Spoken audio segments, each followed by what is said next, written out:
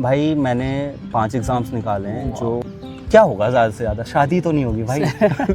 ठीक, जो मेरा पहला एग्ज़ाम निकला था, बेशक छोटा था, लेवल 1 का था, MTS हवलदार का। तो और दिल्ली तभी आए जब गले में ऐसा आई कार्ड मिले, ठीक है, वरना नहीं आना दिल्ली। मतलब नमस्कार दोस्तों, आज की वीडियो में फिर से आपका स्वागत है। और आज है हमारे साथ संजय भाई।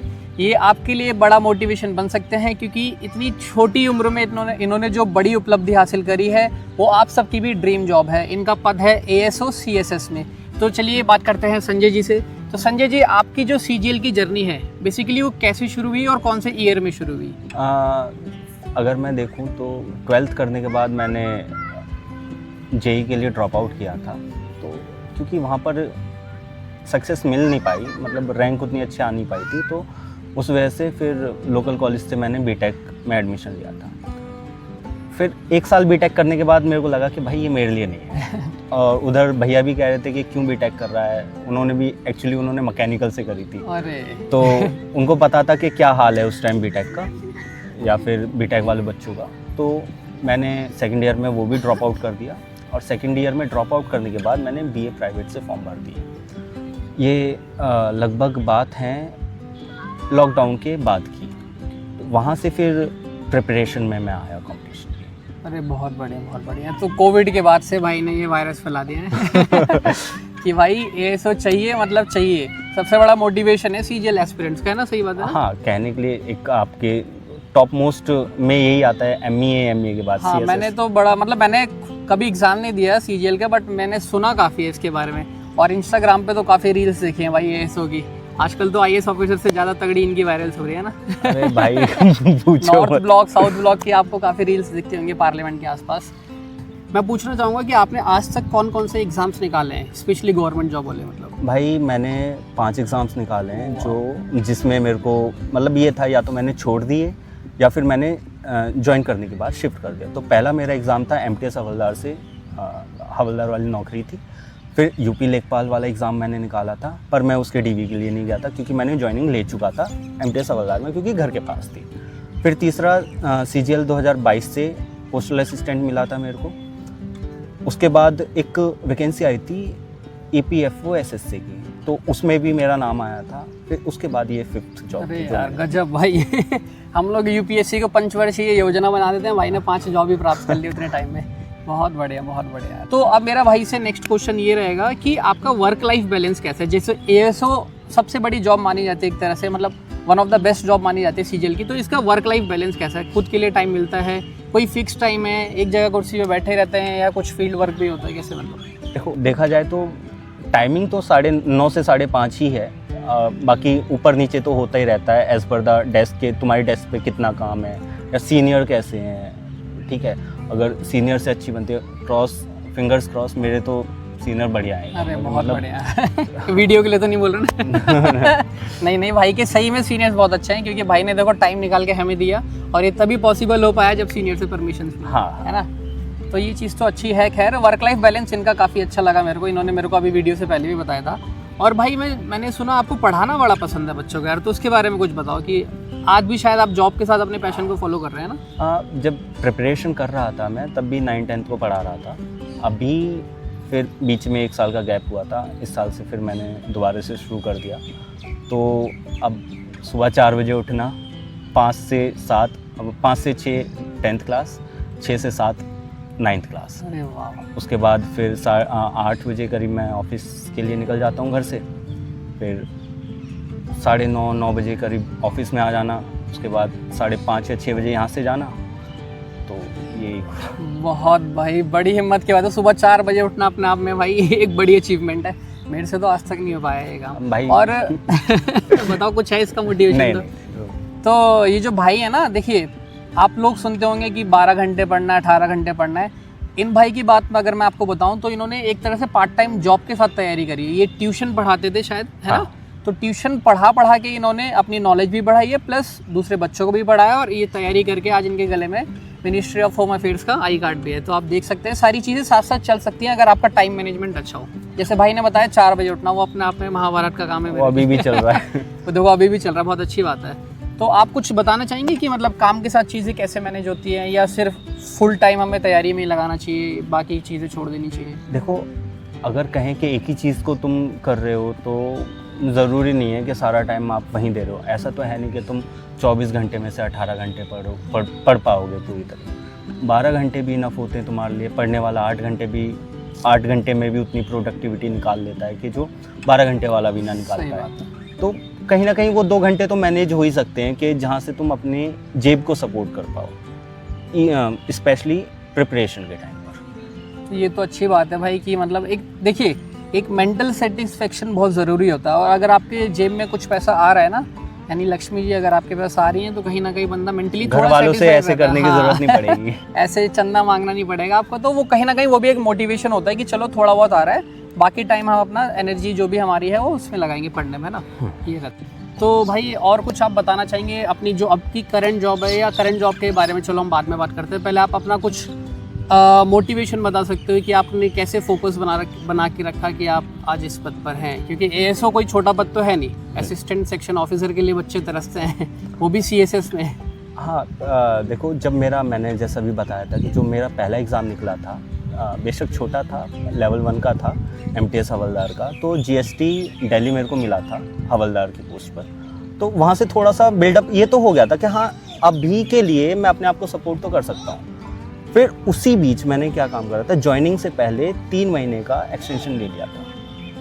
उसी बीच मेरा क्या कहते हैं लेखपाल, यूपी लेखपाल का एग्ज़ाम था, वो निकला था। उसी दौरान मेरा 2022 से सीजीएल पीए मिला था मेरे को, पर वो उड़ीसा मिला था तो मैं जा नहीं पाया था वहाँ पर। फिर उसके बाद मैंने जैसे ही ज्वाइन किया था एमटीएस हवलदार, मैं ट्रेनिंग के लिए चला गया था। नवंबर 2023 की बात है, ट्रेनिंग पे था, मेरा एएसओ में नंबर आ गया था, तभी रिज़ल्ट आ गया था।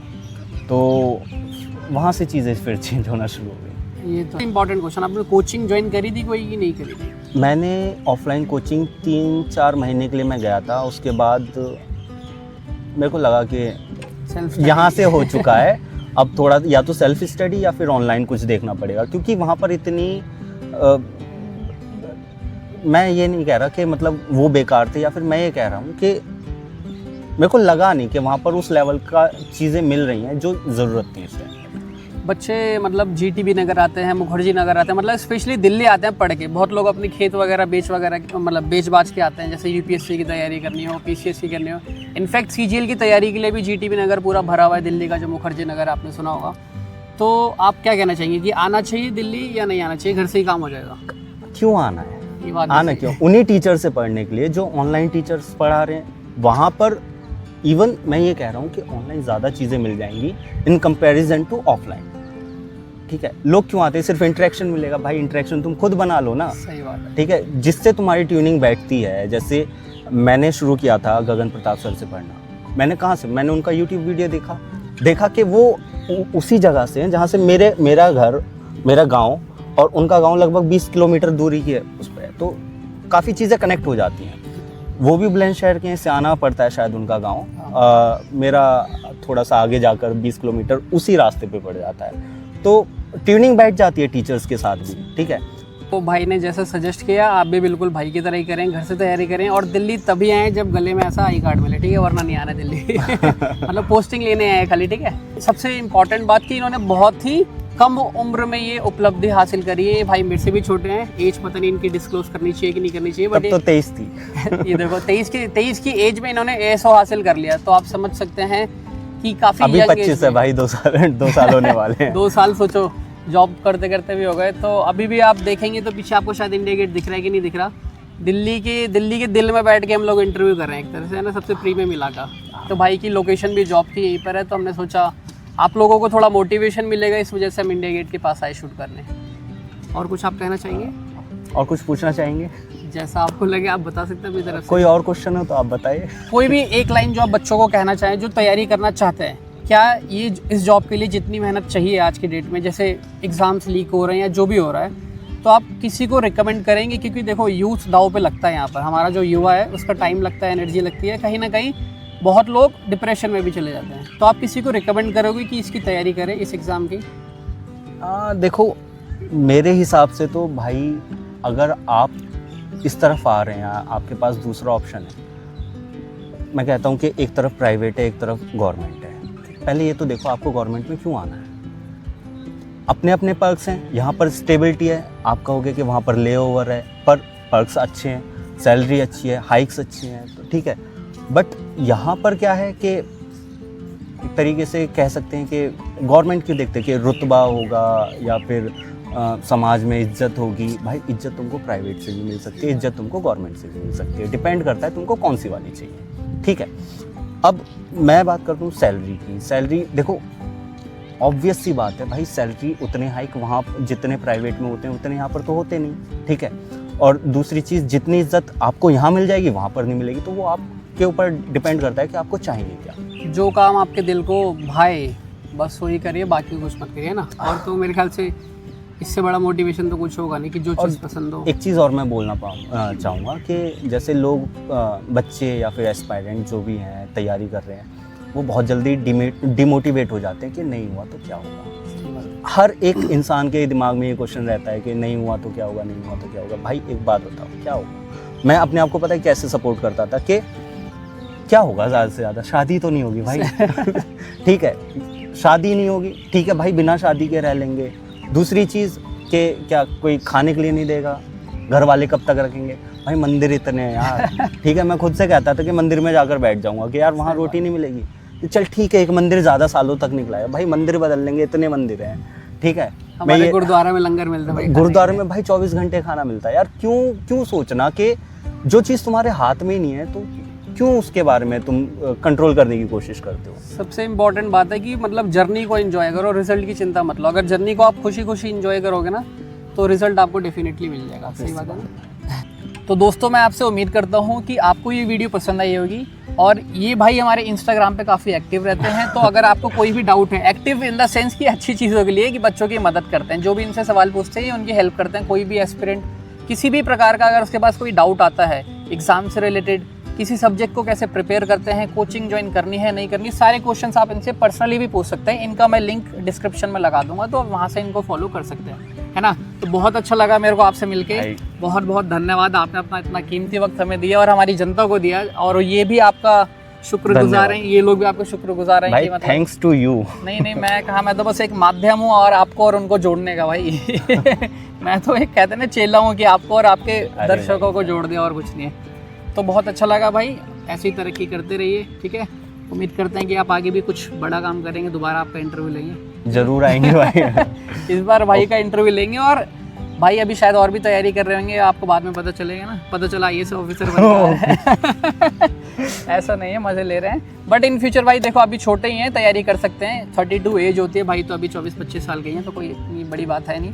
मैं तो कहूँगा आप अगर आपने इतने सारे एग्जाम्स निकाले हैं तो आगे भी आप ट्राई मारें, क्योंकि कोशिश करूँगा। आपका इंटेलिजेंस लेवल आपका काफ़ी अच्छा है ना। तो आप सबकी तरफ से, मेरी तरफ से इनको बहुत बहुत शुभकामनाएं। तो फिर आपसे जल्द दोबारा मिलेंगे जरूर नए इंटरव्यू के साथ धन्यवाद।